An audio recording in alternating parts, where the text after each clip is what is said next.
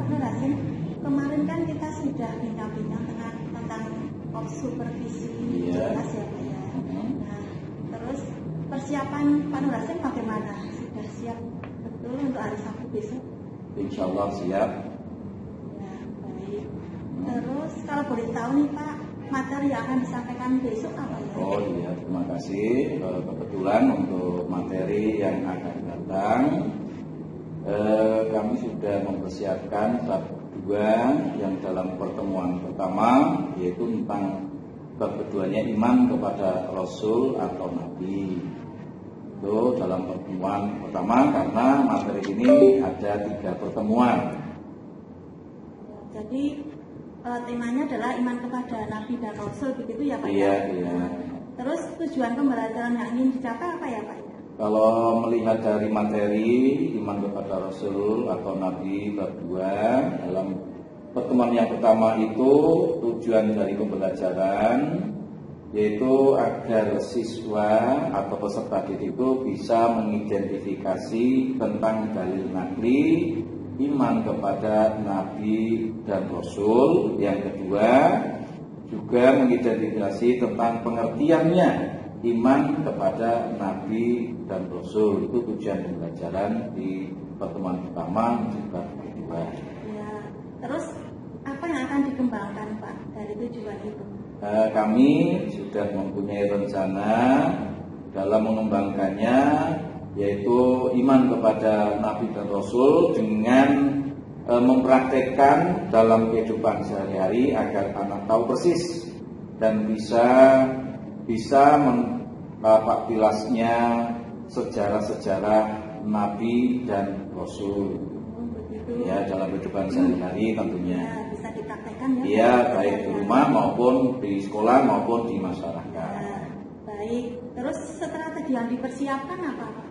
Untuk strategi, kalau melihat dari materi iman kepada Rasul, Nabi, sudah kami siapkan, yaitu strateginya adalah ada 2, yaitu diskusi, karena ini sangat penting sekali. Kemudian diskusi ini dibuat kelompok, per kelompok itu 3-4 siswa. Nah, dalam diskusi ini memberikan waktu 1 jam untuk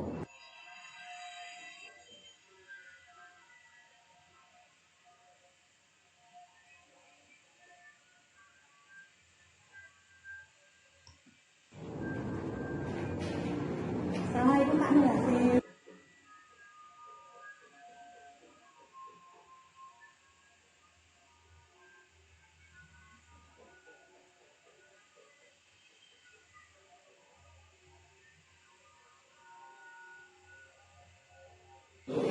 Waalaikumsalam warahmatullahi wabarakatuh. Bismillah, alhamdulillah, wasyukurillah, wassalatu wassalamu rasulillah, la haula wala quwwata illa billah, amma ba'da. Yang pertama, mari kita selalu menjadikan puji syukur kepada Allah atas karunia nikmat dan hidayah. Yang selanjutnya, dalam pertemuan ini anak-anakku semuanya sehat? Sudah sarapan? Sudah sanggup? Mandi juga sudah? Juga saya lihat dalam kelas sudah piket. Hari ini yang lihat siapa?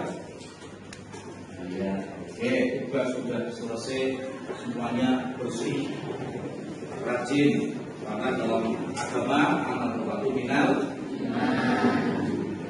Oke, untuk selanjutnya bersaksi dulu, yaitu ada yang tidak berangkat pada hari ini.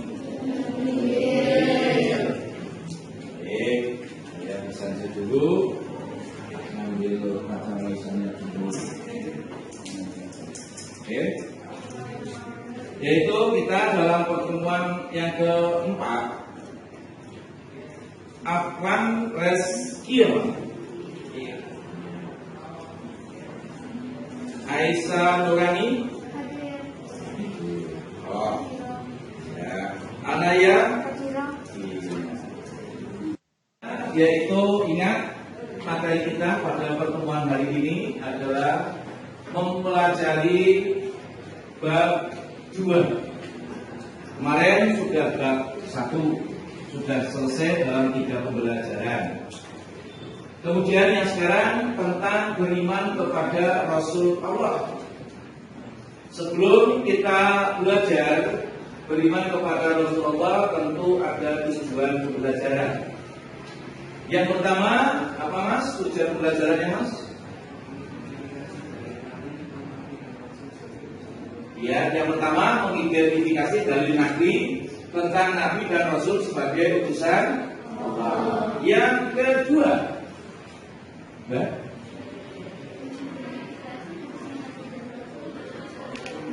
ya, mengidentifikasi fungsi Nabi dan Rasul diutus ke muka bumi. Ini tujuan kita hari ini pembelajaran tentang beriman kepada Rasul. Baik, kita lanjut.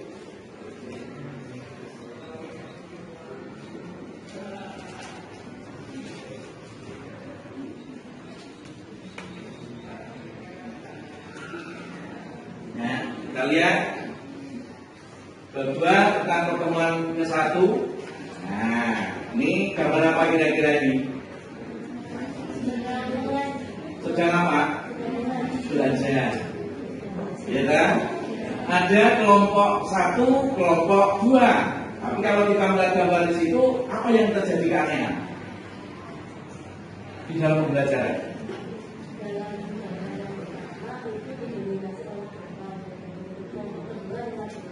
Tapi ada topinya. Gimana Mas? Kan dua kelompok, satu perempuan, tapi kok belakangnya ada topi. Pakai topi gimana itu? Menurut pendapat? Ayo Mas, coba kita lihat. Nah, yang kedua kombinasinya memang betul laki-laki semua, tapi ada yang jelek, ngejak cerita. Sedangkan yang khusus untuk perempuan ada seorang laki yang nyeleneh, pakai topi di dalam kelas, topinya miring meneh. Tapi nggak apa-apa, yang penting nggak miring orangnya. Ya, itulah yang namanya pembelajaran. Oke.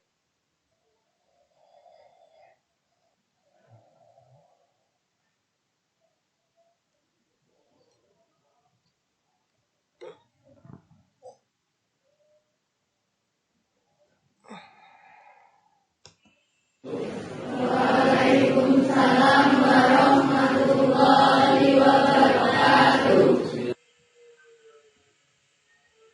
Ya, jadi kita belajar pada pertemuan pertama dalam bab 2 iman kepada Rasulullah. 1, kita akan belajar tentang dalil fungsi Nabi dan Rasul. Yang kedua, pengertian Nabi dan Rasul. Oke, kita lanjut. Sekarang kita tentang dalil. Ingat apa arti dalil? Siapa yang tahu dalil? Ayo, lupa lagi. Ayo, Mas, apa dalil? Dalil adalah hukum dasar. Nakli apa nakli? Yang ada dalam Al-Quran. Tetapi kali ini yang kita bahas dalil naklinya adalah Quran surat apa? Al-Imran ayat 160. Oke Mas, dibaca yang keras Mas, sunnahnya dibaca lah. Yang keras, bismillah.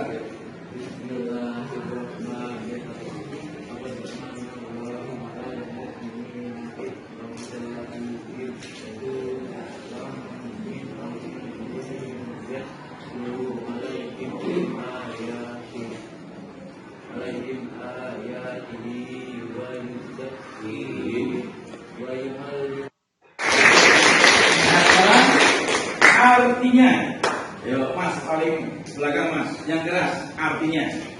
Sungguh Allah telah memberikannya kepada orang-orang yang beriman ketika Allah mengutus di antara mereka seorang rasul dari golongan mereka sendiri yang membacakan kepada mereka ayat-ayat Allah, membersihkan jiwa mereka dan mengajarkan kepada mereka Alkitab dan Al-Hikmah. Dan sesungguhnya sebelum kedatangan Nabi itu mereka adalah benar-benar dalam kesesatan yang nyata. Iya. Kira-kira maksudnya apa? Dalam artinya ini bahwa dulu sebelum ada kedatangan Nabi banyak terjadi kesesatan yang nyata. Maka Allah mengutus Nabi dan Rasul agar satu, tidak terjadi kesesatan. Karena manusia itu kalau sesat berarti dunia itu hancur, karena manusia adalah ulil amri, pemimpin diri sendiri dan pemimpin dengan kepada orang lain. Harus bisa merawat dunia yang Allah sudah titipkan. Oke, kita lanjut next. Sekalian diskusikan, kerjakan tugas dengan baik dan benar. Setelah selesai, presentasikan hasil diskusi di depan kelas. Buatlah kelompok terdiri dari 3 sampai 4 orang siswa. Materinya apa? 1. Pesan-pesan apa saja yang terdapat dalam Al-Quran surah Al-Imran ayat 1-4. 2. Jelaskan pengertian Nabi dan Rasul. 3. Apa fungsi Nabi dan Rasul?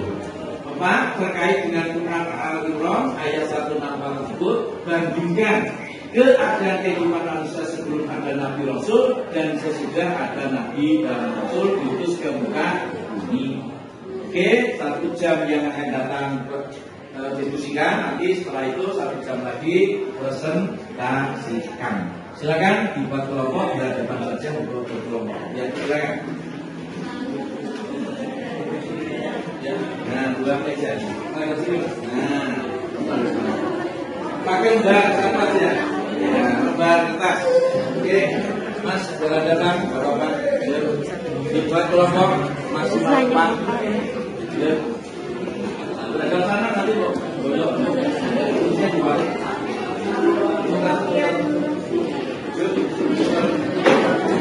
Satu jam untuk diskusi. Ayo, siapkan. Silakan berdiskusi tentang materi yang tadi.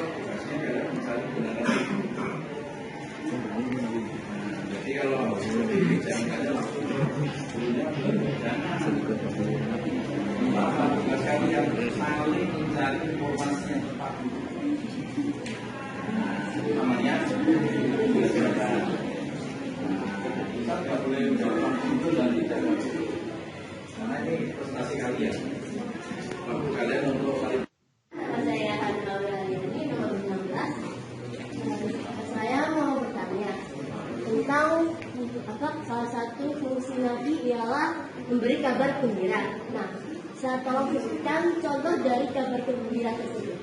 Yang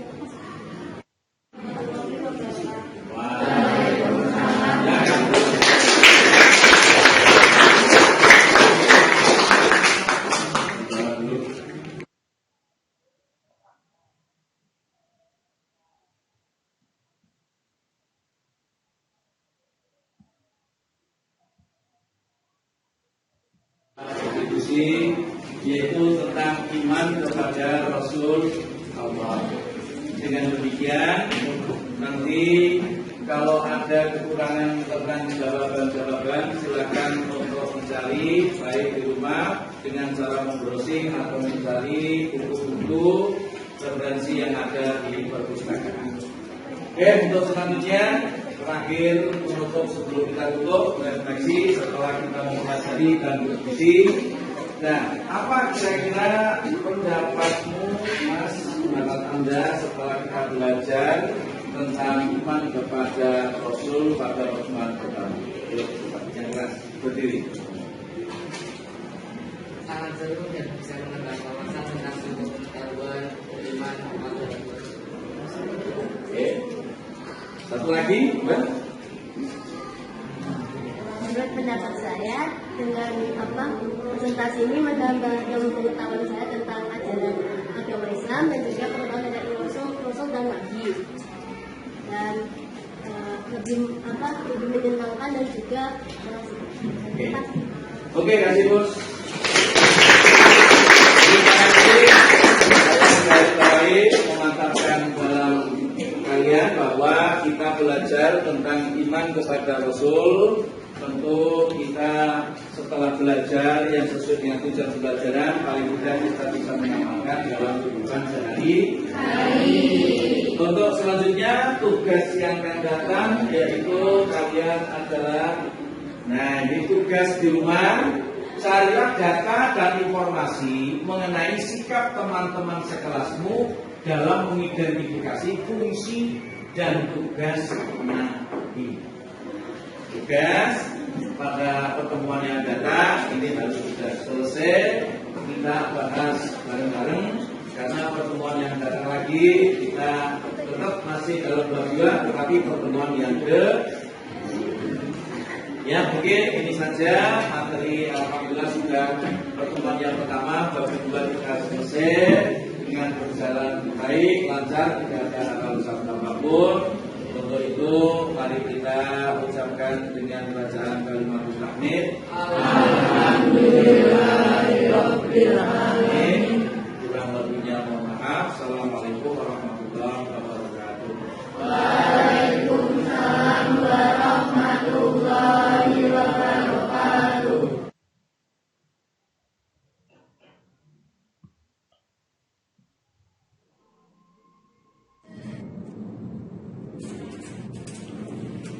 Gimana Pak Nur Hasim perasaannya kemarin saat diobservasi?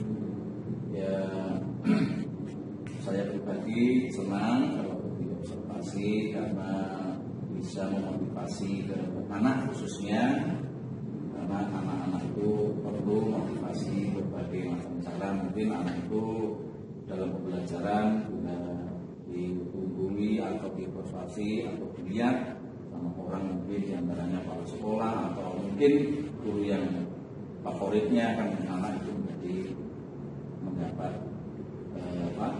motivasi yang tinggi dan semangat. Baik, terus ini Pak, kemarin kan Pak Hasim punya masalah ya, bahwa ada anak yang kurang aktif saat Pak Hasim mengajar selama ini. Terus Pak Hasim memakai strategi diskusi begitu ya Pak ya, Iya. Terus menurut Pak Hasim bagaimana itu, sudah berhasil atau masih perlu perbaikan?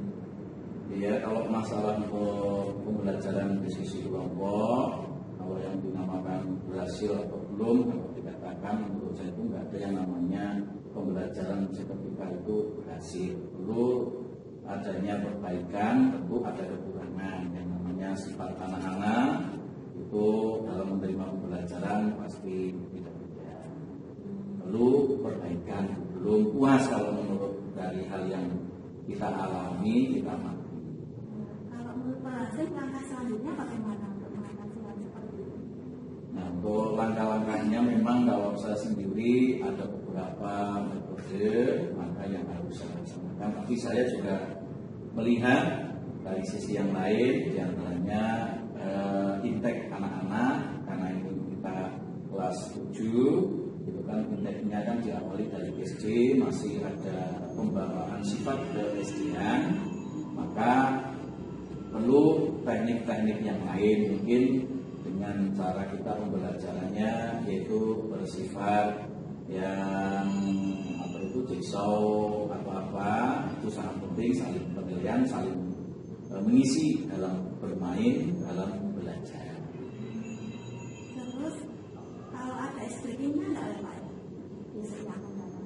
Ya, saya ingin ada, tapi nanti mungkin lihat situasi anak-anak dulu, karena mungkin ini anak belum tahu, karena ini kelas 7 belum mengenal betul tentang pembelajaran yang akan kita pahami. Belum adanya teknik stop, apakah Pak Nurhasin sudah tahu teknik stop? Oh, kalau teknik stop itu kalau menurut pengetahuan saya itu dalam pembelajaran ketika solusinya kita melihat dari anak-anak yang kita beri pembelajaran, mungkin untuk ada sepaneng dan sebagainya, kita berikan dulu sebentar untuk merilekskan mungkin anak-anak dalam pengetahuannya, mungkin ada yang paham dan mungkin sepaneng karena masih pembawaan ke dunia anak. Jadi itu memang sedikit saya kemarin terapkan, tetapi tidak maksimal karena kondisi ketika jam pelajaran itu sudah mendekati mau istirahat. Jadi anak-anak kalau sudah melihat jam itu sudah tahu sendiri, daripada gurunya itu melihat jam kapan istirahatnya belum paham, tapi anak-anak sudah memperhatikan jam istirahatnya. Itu sebenarnya saya ingin seperti itu. Terus yang akan datang, Pak Nurhasin akan menerapkan apa? Saya akan berusaha akan menerapkan model teknik yang seperti itu, karena itu yang menurut saya juga pentinglah, direlakan itu penting agar anak-anak dalam menerima pembelajaran itu tidak begitu takut dan semangat. Ya, terus ada lagi nih Pak, kemarin pas saat diskusi kelompok itu ya Pak, yang saya perhatikan itu ada anak-anak yang kurang fokus begitu, ada yang bicara sendiri, ada yang diam saja begitu, dan Pak Nurhasin sudah menegurnya begitu ya, tapi tetap seperti itu. Nah, kalau terjadi seperti itu lagi bagaimana Pak Nurhasin? Ya, rencana saya yang namanya dunia anak kelas 7 kita kembali lagi impact dari anak sendiri, apalagi ini mendorong dengan adanya sistem zonasi itu, jadi kadang dunia anak-anak itu belum waktunya dalam pembelajaran 100%. Mungkin ketika itu anak-anak ada 1-2 yang mungkin belum fokus betul karena hal yang lain kita mungkin tidak tahu, pribadi atau ada masalah dan sebagainya. Tapi saya akan menilai anak itu bukan anak itu tidak mau mendengarkan atau apa, justru itu menjadikan penemuan untuk saya memperbaiki dalam pembelajaran. Ya Pak. Iya, iya. Terus mungkin ada Pak yang permasalahan yang Bapak hadapi dalam pembelajaran itu. Kalau permasalahan, kalau kita bicara masalah permasalahan itu mungkin nggak ada habisnya, pasti ada. Yang namanya dunia pendidikan anak itu pasti ada, tapi kalau permasalahan, kalau kita bicara masalah permasalahan itu mungkin nggak ada habisnya, pasti ada.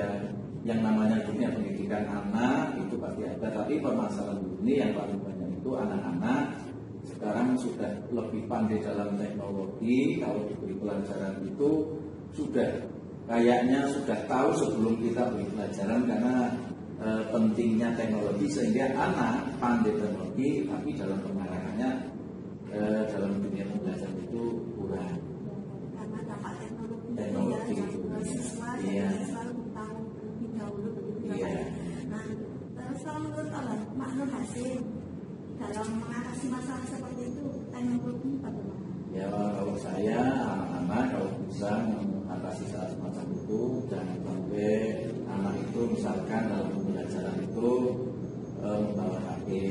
Nah, saya tahu betul anak-anak itu masih dunianya, sehingga kesempatan itu kita ambil. Anak-anak yang membawa HP kok masih fokus ke HP, ya kita justru kesempatan itu kita gunakan. Anak-anak disuruh browsing dengan adan yang mungkin mencari bentuk gambar atau apa yang hubungannya dengan pembelajaran yang ketika itu kita ada.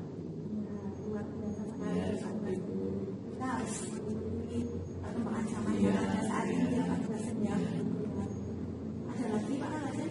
Untuk sementara mungkin cukup dulu. Mungkin kalau ada teman atau bagian lain yang perlu saya ingin bicarakan dengan ibu, kalau saya usahakan. Tapi untuk hari ini mungkin permasalahan ya seperti lah kompleks tentang hanya inteknya anak lah.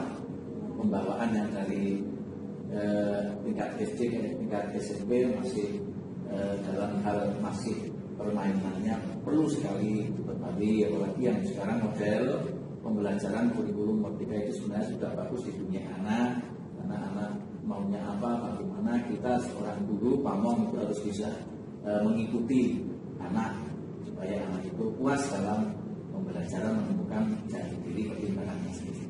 Cuma itu mungkin itu saja Bu.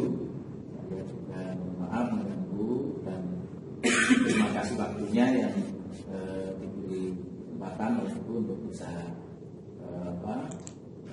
tukar kaulo atau saling mengisi dalam pembelajaran. Terima kasih sekali. Ya, sama-sama, mungkin lain waktu juga bisa sambungan. Oke, terima kasih. Mohon diri. Dan cukup.